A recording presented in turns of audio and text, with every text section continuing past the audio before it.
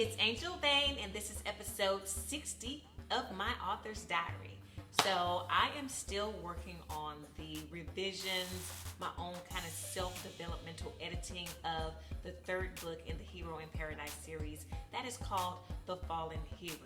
And as I was working through it, I started to get a bit concerned because I was looking at all the scenes in the book from beginning to end, and I was like, this seems like it's not a lot of romance in here, because I had a ton of scenes, the majority of the scenes it turns out, where Mina and Julian weren't even together. They were just like completely split up doing their own things. And I was like, oh, wait a minute.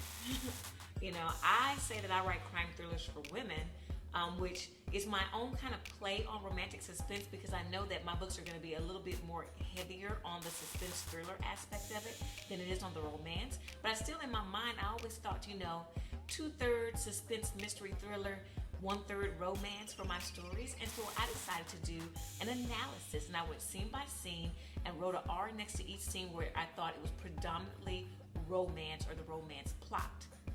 I had 54 scenes, y'all. So why, tell me why, were there only 5 scenes that I could truly tag as romance? I'm like,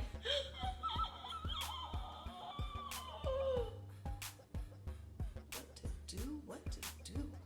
Then, to top it all off, the latest review that I got on The Relentless Hero, the reviewer was like, hardly no romance in the story. And of course, I had already been thinking that about book 3, and it was just like compound. And I went into straight panic mode, like, oh, what am I gonna do? Time out. That's when it's time for a time out. Now, when I think about romantic suspense, I know that it is a very, very broad genre. So you go from one end of the spectrum where it's basically erotica, where you have a dangerous guy who are just told is dangerous, but really nothing dangerous happens in the book. It is all about the erotic romance type of storyline with just the hint of, oh yeah, and by the way, he's a real bad boy, right? So really nothing of the suspense and the danger and the mystery and the thriller too much in that book, all the way to the other extreme where you will find these mystery books where there's just a hint of romance because one of the protagonists is married, right? And so you get a hint of romance as they deal with their spouse. But for the most part, it is straight mystery, suspense, thriller book, right? But both of those, all the way from that whole spectrum, is considered romantic suspense. So when I think about my stories, I'm like, okay, I'm in there, right? I'm in that broad spectrum of what is considered romantic suspense. I actually think that I'm okay. One of the things that I've noticed about the romance genre, and whether that's in books or movies, the romance genre really focuses on that initial meeting and that initial courtship and that initial falling in love. And so when you think about most of these romance stories that we all kind of get all wrapped up into, they take the two individuals from being strangers to friends to lovers to lifelong commitment.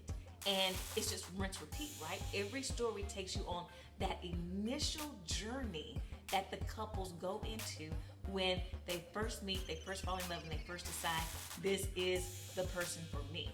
And I already blew it, right? I blew it because all of that happens for Julian and Mina in The Accidental Hero. And in my defense, when I wrote The Accidental Hero, it was part of a different series. It was part of the Murder in Paradise series. I didn't think about that story as being something that would actually continue.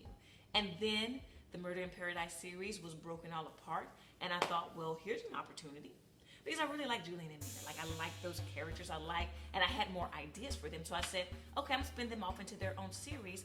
But guess what? I've already done they're strangers, they become friends, they become lovers. Now they, are lifelong committed. And again, they're not married or anything yet, but they are committed to each other. Like, there's some strong commitment there. So I've already blown through that. All right, so I'm in panic mode. I'm like, okay, well, what do I do, right? Like, what do I do? Because I still have like 2 more books I want to write in this series. Well, 1 more book, because I'm kind of in the middle of writing the 3rd book. So it's only going to be 4, and then I'm done. So what do I do? And so I really just had to calm down and say, okay, there are ways for me to introduce more romance into my story, and really it's a bit of a challenge.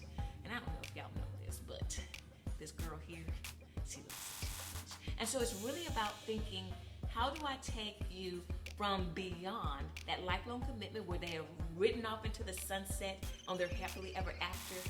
I often wondered, okay, well, what's going on in Sunset, right? And that's what I'm showing my readers with Julie and Mina. What happens in Sunset? What happens after they've done all of that stuff and they're still trying to be together?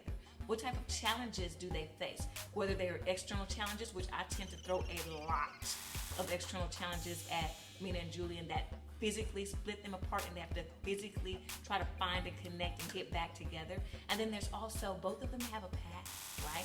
And so they have a past that influences and creates obstacles and challenges to their relationships. All of that is what I'm using to kind of catapult the romance going throughout the series. So it is a good challenge to have as a writer, and I take that challenge, and I'm excited about what you guys might think of the Fallen Hero once I get done with it. If you want to continue to keep up with me and all the ups and downs that I go through as I try to write and publish new books, click the subscribe button. Then don't forget to click that little silver bell so you don't miss when I'm doing a video, and I will see you next time.